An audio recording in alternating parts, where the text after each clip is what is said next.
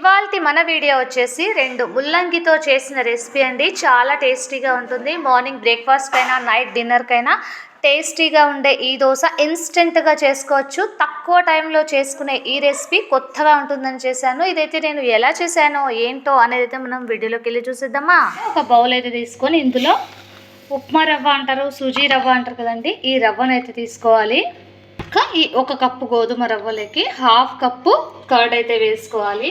ఇంకా అదేవిధంగా 1 కప్పు నీళ్ళు అయితే వేసుకొని ఈ రవ్వ పెరుగు బాగా నానేట్టు ఇలా వేసుకోవాలి. చూడండి, ఈ రవ్వ కొద్దిగా బాగా నానే వరకు ఒక 15 నిమిషాల పాటు నానబెట్టుకుంటే చాలండి. టేస్టీగా ఇంట్లోనే ఇన్స్టెంట్గా అప్పటికప్పుడు దోశలు అయితే వేసుకోవచ్చు.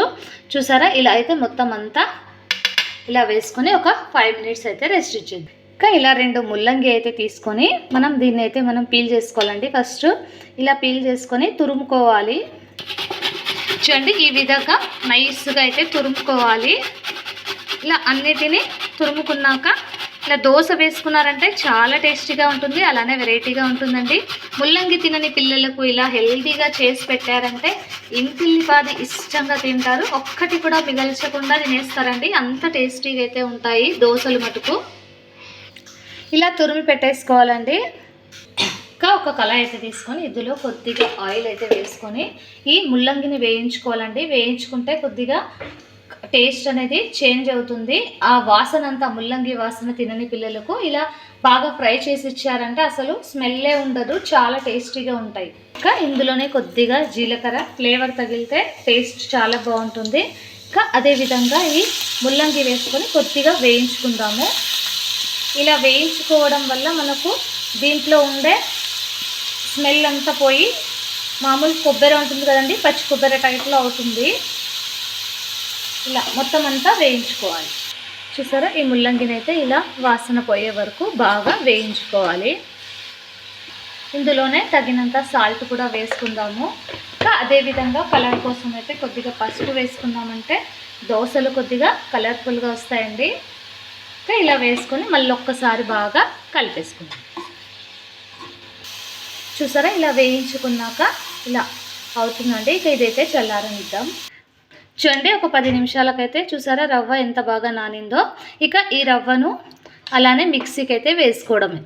చూసారా, ఇలా రవ్వనైతే ఒక మిక్సీ జార్లో వేసుకొని మెత్తగా మనకు దోశ పిండి అయితే ఎలా ఉంటుందో ఆ బ్యాటర్ వచ్చే వరకు గ్రైండ్ చేసుకోవాలి. చూసారా, ఇలా మెత్తగా గ్రైండ్ అయ్యాలి. ఇంకా ఇలా గ్రైండ్ చేసుకొని ఒక బౌల్లో అయితే ఇలా వేసుకున్నామంటే సరిపోతుంది. మరొకసారి అయితే వేసుకున్నాము. ఇంకా ఇందులో తగినంత సాల్ట్ అయితే వేసుకోవాలి. ఇంకా అదేవిధంగా మనం కొద్దిగా వంట సోడా వేసుకున్నామంటే సోడా పొడి కూడా వేసుకోవాలండి. కొద్దిగా ఇన్స్టెంట్గా చేస్తున్నాం కాబట్టి దోశలు చాలా టేస్టీగా వస్తాయి. ఇంకా దోశ బ్యాటర్ వచ్చే వరకు మిక్స్ చేసుకుందాం. చూసారా, ఇలా దోశ పిండిలా ఇలా వేసుకోవడమే అండి. ఇందులోకి మనం ముల్లంగి ముందే ప్రిపేర్ చేసి పెట్టుకున్నాం కదా, ఈ ముల్లంగిని కూడా ఇందులో వేసుకోవడమే. చూసారా, ఇలా వేసుకొని మొత్తం అంతా మళ్ళొక్కసారి బాగా కలిపేసుకోవాలి. ఇక్కడ పిండి మనకు ఈ ముల్లంగి ముద్ద మొత్తం అంతా 2 కలిసేట్టు బాగా మిక్స్ చేసుకోవాలి. ఇంకా దోశ పిండి అయితే చూసారా ఎంత బాగా వచ్చిందో. ఇంకా ఇందులో పల్లీ చట్నీ అయినా కొబ్బరి చట్నీ అయినా ఏదైనా చాలా బాగుంటుందండి. ఇన్స్టెంట్గా అప్పటికప్పుడు వేసుకోవచ్చు. ఒక మిక్సీ జార్ తీసుకొని ఇందులో పల్లీలు, వేయించిన పల్లీలు, కొద్దిగా 2 పచ్చిమిర్చి, అలానే కొద్దిగా ఎండు కొబ్బరి పౌడరు, పచ్చి కొబ్బరి ఉంటే పచ్చి కొబ్బరి కూడా తీసుకోవచ్చు. ఇంకా కొద్దిగా పప్పులు అయితే వేసుకొని రుచికి సరిపడా సాల్ట్ అయితే వేసుకోవడమే అండి. ఇలా వేసుకొని మెత్తగా గ్రైండ్ చేసుకోవాలి. ఇలా మెత్తగా గ్రైండ్ చేసుకుని ఒక బౌల్లో అయితే వేసుకున్నామంటే పల్లీ చట్నీ అయితే రెడీ అయిపోయిందండి. చూసారా, టేస్టీగా ఇన్స్టెంట్గా అప్పటికప్పుడు వేసుకోవచ్చు. ఒకసారి మీరు కూడా ట్రై చేయండి. ఎలా వచ్చిందో చిన్న కమెంట్ అయితే పెట్టండి ఫ్రెండ్స్. ఈ విధంగా ఇందులో పోపు అయితే ఇలా వేసుకున్నామంటే చాలండి. టేస్టీగా ఉండే పల్లీ చట్నీ కూడా రెడీ అయిపోయింది. ఇక దోశ వేసుకోవడమే ఆలస్యం. ఇంకా దోశ పెన్నం అయితే పెట్టేసుకొని కొద్దిగా ఆయిల్ అయితే వేసుకొని మనం ఆనియన్ అయితే రుద్దుకున్నామంటే మనకు విరిగిపోకుండా దోశలు ఈజీగా వచ్చేస్తాయండి. గరిటెడు పిండి అయితే వేసుకొని మనం ఇలా చిన్నగా సెట్ దోశల్లా వేసుకోవడమే అండి. టేస్ట్ మటుకు చాలా బాగుంటుంది. చూస్తుంటేనే కలర్ఫుల్గా చాలా బాగుంటుంది. చూసారా, చిన్న చిన్న బబుల్స్ లాగా ఎంత బాగా వస్తుందో.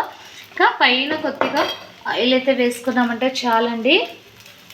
ఇక్కడ కలర్ఫుల్గా టేస్టీగా ఉంటాయి. ఒక్కసారి తిన్నారంటే మళ్ళీ మళ్ళీ తినాలనిపిస్తుంది. చూసారా ఇలా మొత్తం అంతా ఇలా కాలాక ఒక్కసారి ఇలా తిప్పేసుకున్నామంటే చాలండి. చూసారా కలర్ఫుల్గా టేస్టీగా ఉండే ముల్లంగి దోశ అయితే రెడీ అయిందండి. ఇంకా ఇలా చిన్న మంట మీద మనం కాల్చుకున్నామంటే క్రిస్పీగా టేస్టీగా చాలా టేస్టీగా ఉంటాయి. ఇంకా చూసారా ఇలా ఎంత బాగా కాలిందో. ఇంకా ఇలా ఒక ప్లేట్లో అయితే వేసేసుకుందాము.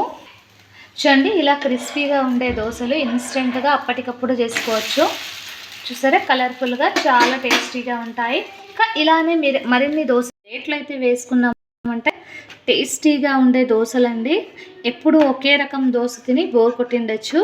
ఇలా కొత్తగా ట్రై చేయండి, చాలా బాగుంటాయి. చిన్న చిన్నగా సెట్ దోశల్లాగా.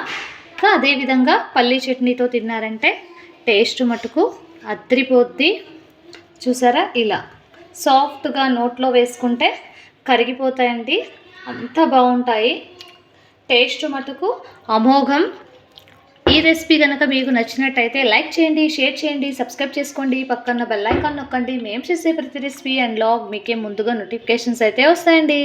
మరిన్ని వీడియోస్తో మీ ముందుకు వచ్చేద్దాం. Bye friends, thanks for watching.